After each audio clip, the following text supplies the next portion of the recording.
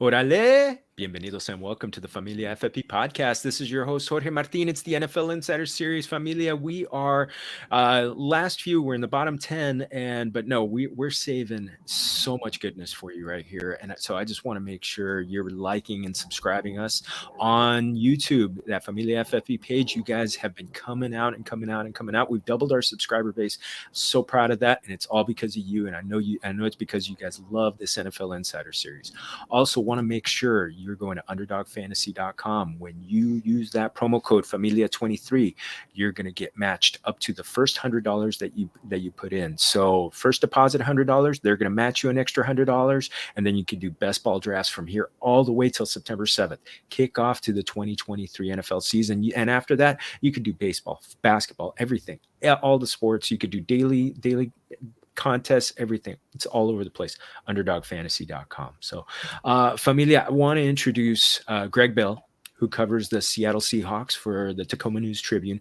I tell you, this is actually a shout out to amigo Cam Inman, who recommended that I reach out to Greg. And I asked him, you got anybody? He gave me one name, and this is the man. So I'm going to introduce Greg. Greg, muchas gracias for joining me here today. Appreciate Cam's a good amigo of mine. Yeah, I've worked with him. I used to cover the Oakland Raiders for the Sacramento Bee, so I'm a Bay Area colleague of Cam Inman's for a long time. Oh, man, the Raiders. Do you have a favorite story from covering the Raiders? Oh, man, they usually involve Al Davis. Yes. Actually, my favorite story is the year after the Raiders went to the Super Bowl with Bill Callahan in 2002. That was my first season covering them. And the year after that, they went 4-12, of course, and Callahan got fired. During that season, they played a game against Denver in the mud on a Saturday afternoon at the Coliseum in Oakland. I mean, just pouring rain, mud.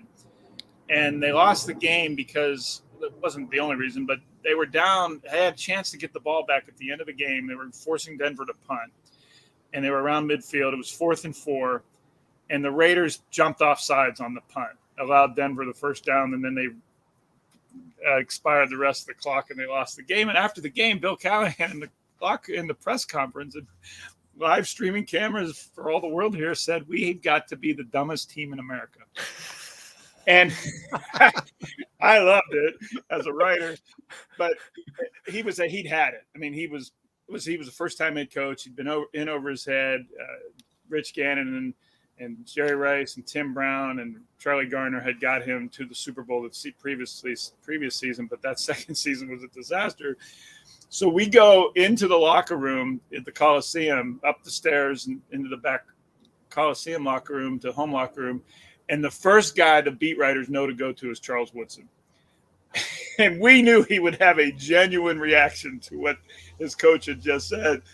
And we told Woodson what Callahan had said, and he didn't believe us. No, that didn't happen. So we had to actually play it back on the tape. These were back cassette tape days where I had to press rewind, not on the phone, but press rewind on the cassette tape and find the spot. It took a second. And we're all standing around Woodson's locker as I'm doing this. And I play it for him, let him hear it firsthand. And he hears it. He drops his head, Jorge. He looks up and he goes, I'm done. I'm done with him. That man needs to be fired. You can quote that. And they went on to basically boycott the rest of the season. The season finale, they lost to the Lions in Detroit when they had no business losing to them. In San Diego, Jorge, at the end of the 2003 season, Woodson and the defensive backs did not want to go onto the field. They were going to boycott the game. It was a season finale. T. Martin was the starting quarterback for the Raiders. This is how old I am. T. Martin's a coach with a gray beard somewhere. The defensive backs were not going to go on the field. Torrey James and Woodson, I think, might have been injured at the time, or at least malingering and didn't want to finish the season. It took Al Davis to go into the locker room or at the old Jack Murphy Stadium and convince the Raiders defensive backs to take the field so they could play the game. And they got boat raced and they lost, and Callahan was fired the next day. The Raiders, man, I was there for Romanowski taking his helmet off and punching and throwing it and hitting a teammate and getting cuffed and stuffed in the back of an Alameda Police Department cruiser, and the lawsuit that resulted in that. Oh, man, I got Raider stories. This whole segment could be on the old Al Davis Raiders. Oh wow! This was not what I expected. So this is fantastic. Nice little change. By the way, my Familia, this is my favorite background of any of my guests today. So anytime we get into nature, especially in the Pacific Northwest, is absolutely exactly. Fantastic. You come July in Seattle, you got to be outside because you're not going to be outside from about October to May. So here I am. Oh, mi amigo. So I want to jump into the season. Geno Smith was such a revelation last year.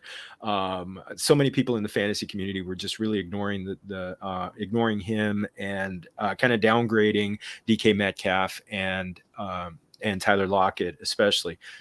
Came up over 4,000 yards, 30 touchdowns. Yeah, he was also a rushing threat.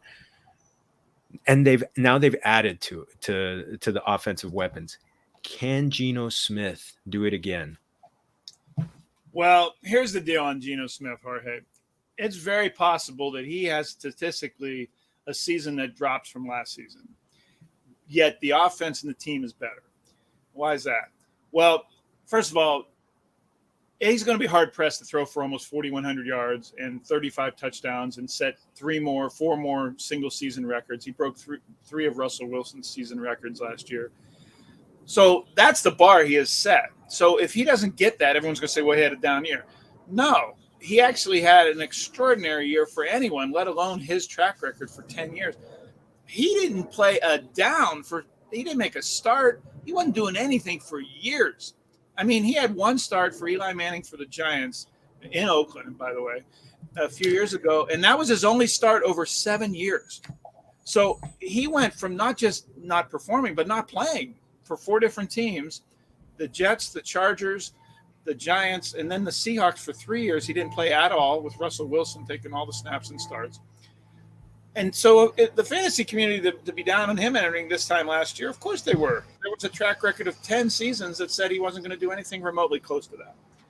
My point is, statistically, I don't think he's going to have as good a season because that was extraordinary for anybody, including Geno Smith. But now they have a different stable of running backs. They have a better offensive line. They may have a rookie starting center, 5th-round pick, Oluwatimi, who has they're going to try to solidify a position that's been broken at center here for about 8 years since they traded Max Unger in 2015 for Jimmy Graham. They've got Kenneth Walker coming off of a 1,000-yard season as a rookie, and they got him some help with Zach Charbonnet, second-round pick from UCLA, who's going to get more touches and stats than some people might realize because they don't want Kenneth Walker to carry it 20-plus times a game. They don't want him to have 250, 300 carries because time and again, it's proven both in Seattle and the NFL, those guys get hurt.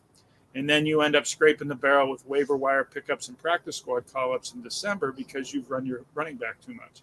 So that's why they drafted Charbonnet in the second round. So from a fantasy perspective, I'd look at Zach Charbonnet to get a lot of touches, for Kenneth Walker to still run the ball the way Pete Carroll wants to. Now they have Jaxon Smith-Njigba, the rookie first-round pick, to be the true third receiver that they've been trying to get with DK Metcalf and Tyler Lockett. The point is there's more places to go now offensively, more options both in the run game and the pass that I think is going to disperse some of Geno Smith's numbers out a little bit. I don't think he will have as good a statistical season, but I think the offense will be better overall. Their offensive line, the 2 tackles that are coming back, Abe Lucas and Charles Cross from their rookie seasons, they're overall better equipped this time than they were this time last year. Yeah, you know what? Just a quick, non-fantasy question. They really seem like they hit home runs with that 2022 draft. Where, I mean, you refurbish the offensive line, refurbish the defensive backfield, and all of a sudden it was just, I mean, got to give them props for that one. That was a lot of really good picks. I want to focus on the running backs right now because you mentioned Charbonnet coming in, and I think a lot of people before draft day were looking at Kenneth Walker to be like, this bell cow, like you said, 300 carry guy. How do you see kind of like the carries / targets to be broken up between the two of them? Well, it's not a 1 and 1A. I mean, it is a clear number one with Kenneth Walker. But I would, if I had to put numbers on it, they also have Kenny McIntosh, the 7th-round pick from the University of Georgia, who's going to make the team and be a more of a situational back. And they still have DJ Dallas in the backfield coming back. He's been the 3rd down back in recent seasons because he can pass block. So if Charbonnet and McIntosh, especially McIntosh, can prove to be pass blockers, which is the number one way for rookies to get on the field in the NFL, as you know, if they prove the depth in training camp at pass blocking, then I'd say the split might be 60-25-15 or 60-30-10 between Walker, Charbonnet, and McIntosh.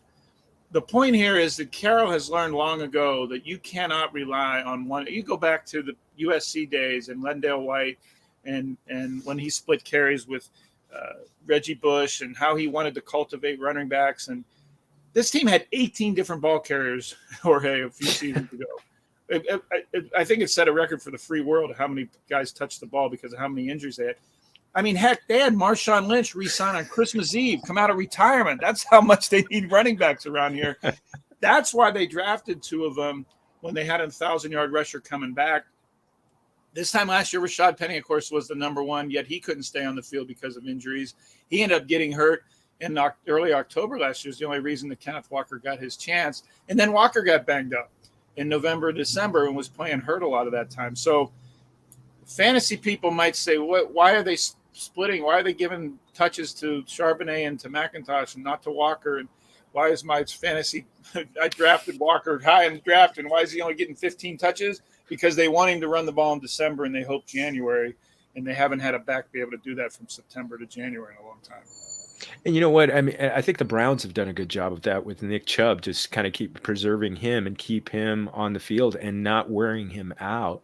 So I think that's kind of the model, and he's been able to be productive into his second contract. So, I mean, you do that, and you're right. Oh, man, you reminded me that the Marshawn Lynch year, you reminded me of an old line I used to hear. Back from when I used to work for the Dodgers is the old scout said, you never have enough pitching. You never have enough pitching in baseball. You never have enough running backs in the NFL. Right. So you got to love. And now let's move over to the go outside the wide receivers. DK Metcalf, Tyler Lockett, Jaxon Smith-Njigba. That's got to be one of the most talented trios of wide receivers when you look at that. Some people might think that Jaxon Smith-Njigba is kind of like, that cherry on top, but I kind of see him as being an important player this year, not just a role player. And how do you see it? They're going to go the 3 of them. Yeah, they're going to go more 3 wide receivers, Jorge, than they have maybe the whole time that Pete Carroll has been here 13 years. They went more 3 tight ends and 2 tight ends than anybody in the league last year because they didn't have a 3rd wide receiver they could trust. D. Eskridge, their top pick from a few years ago, is yet to stay on the field because of injuries. And they finally have given up on – I mean, there's still a role for him if he can stay on the field, Eskridge, but he'll now is a 4th or 5th receiver. And that's why they went and got Smith-Njigba in the first round. Yeah, he only played 3 games last year for Ohio State. He had the injury in the hamstring in the opener against Notre Dame and didn't play much last year. But he got drafted by that Rose Bowl against Utah a couple of years ago when he had 15 catches and 347 yards and 3 touchdowns, set all kinds of records for that big game. That is when the Seahawks said, we're drafting this guy. And they've tried Josh Gordon. They had Latron Treadwell in here last year. They've tried a lot of dudes as 3rd wide receiver for the last few years, and they can't find one. Well, now they have one. He looked like, and I know they didn't have pads on, no one's hitting him, but in the mini camps and OTAs, he looked like all that and a bag of chips because he catches the ball away from his body, first of all, which very few rookies do in the NFL. They tend to catch in here and they're unsure of themselves. He catches it way out from the frame of his body. Why is that important? One, because even when you're covered, you can still catch the ball before the defender because he can't go through your back. Also, receivers, DK Metcalf has had this problem. When you don't catch the ball out here and you tend to let the ball in your body, the ball tends to bounce off the chest plate of the shoulder pad for drops. Smith-Njigba doesn't – that's something that Doug Baldwin I watched when I covered him, 5 years for him to perfect that. Well, Smith-Njigba's already doing it. He's also very smooth in his routes. He's more vertical speed than I expected him to. You're going to see a lot of him in varied ways. Shane Waldron, the offensive coordinator, is going to move him around in motion. They're going to have Lockett in the slot at times as well and put Smith-Njigba outside. depending on how quickly he assimilates, not the offense, he's got that, but NFL defenses and how they're playing him and looks and coverages and disguise coverages. If he can get that down, I think DK Metcalf and Tyler Lockett numbers are going to go down because Smith-Njigba's are going to go up. In the last couple of years, 1,100, 1,200 yard seasons for DK Metcalf and Tyler Lockett because they didn't have a third wide receiver. Well, now they do. And they have a guy who can probably may catch 40-some, 30-some passes this year as a third wide receiver, which they have not had here in Seattle. So I could see Metcalf, much like I talked about Geno Smith, I could see Metcalf and Lockett having more effective and efficient seasons, but their numbers of catches and yards go down, maybe not even 1,000 yards out of each number. Oh man, I love the definitive outlook. I love this. Just one last thing on the offensive side of the ball. Tight ends, with 3 wide receivers and Charbonnet and Walker, and maybe even McIntosh getting some passes. Are the tight ends is there gonna be much left over for any of the tight ends? Well, you would think not, and you would think that the team that was the most multiple tight end unit in the league last year won't be so this year, but Waldron loves his tight ends. You'd know that from his Rams days and Sean McVay. So he's going to find ways to get multiple tight ends. They've got Noah Fant. They're paying him a buttload of money in the final year of his deal, guaranteed money in a 5th-year option to throw him the ball. And he's more of a wide receiver tight end. Then they have Will Disley, who they really trust, former defensive lineman from the University of Washington. They trust him both throwing the ball and he can block. He's an inline blocking tight end that they need in this offense and the way Carroll wants to play. And then they have Colby Parkinson, a 6'7" matchup guy from Stanford who didn't know how to block and never blocked at Stanford. They just threw the ball up to him and he jumped and got it. He's learning the block in the NFL in this Seattle offense, but he's still a matchup guy in the red zone and third down that they can go to. So they would be foolish not to use the 3 tight ends. They're just probably not going to use them as often as they did last year. Of the 3 I mentioned, the numbers are going to go to Noah Fant, who's going to split out more often when they go 4 wide. Outstanding. You talked a little bit about the offensive line, the tackles who are going into their 2nd year. Anything else to add about the offensive line? You think they're going to be better? Just a better unit overall, better against the run, better running or passing?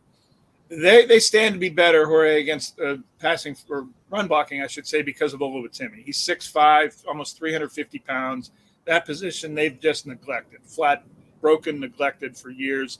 They've penny pinched and they've converted defensive linemen and tackles and guards. And they've had 8 different guys play that position in the last 8 years. And I think that's going to change with Oluwatimi. They have Evan Brown. They signed a cheap contract, just over $1 million for a veteran from the Lions who could play center, but has also played guard. Then Seahawks are going to have a new starting right guard too. Phil Haynes, their draft pick from a few years ago, is going to get the first crack at being the new right guard because the Seahawks cut Gabe Jackson, who was a turnstile for most of last season. So they are going to get better at right guard. I think they're going to get better at center. And I mentioned the 2 tackles coming back. Then they have Damian Lewis as the starting left guard. He's been there a few years, 2nd-round pick from a few years ago from LSU. So they're younger, they're more athletic, and they're better than they've been in years on the offensive line. We'll see how good they are run blocking when they have to play San Francisco twice, because that's the roadblock in this division. That really is. Those are bad men when it comes to run stuffing and everything like that. On the other side of the ball, last year, real quick, it was easy to run against this defense. Not easy to pass against them. And I know they added to the defensive secondary. What is kind of like? How do they shape up against the run and against the pass? Well, we'll see against San Francisco twice in 3 weeks starting on Thanksgiving. But that's where they've spent all their energy and a lot of their money this offseason, Jorge, is in the front 7. They spent $51 million on Draymond Jones, a defensive end from Denver, 2nd day of free agency, which they never have done in the Carroll Schneider regime. That's a lot of money and early in free agency that Seattle usually doesn't do. And they did it because they need a true edge, hand-on-the-ground defensive end. One of the big reasons they didn't stop the run last year was schematically. They went from Carroll's 4-3 to a 3-4. And in that 3-4, they decided to pressure off the edges and have edge pass rushers on there, basically as their defensive ends. Stand up outside linebackers with Uchenna Nwosu, an LA guy, former Charger. And then they brought Bruce Bourbon back out of mothballs to be the opposite edge rusher, along with Darrell Taylor, who failed at doing it on the left side. So they had 2 straight up the field edge guys with really only 2 true defensive linemen inside. Al Woods was over the nose, and then they rotated another defensive tackle. There really were only 2 true defensive linemen on the field because the 2 outside linebackers were just beelining to the quarterback on every play. And teams exploited that. I still remember Tom Brady. I was in Munich for the Seahawks Buccaneers in Germany.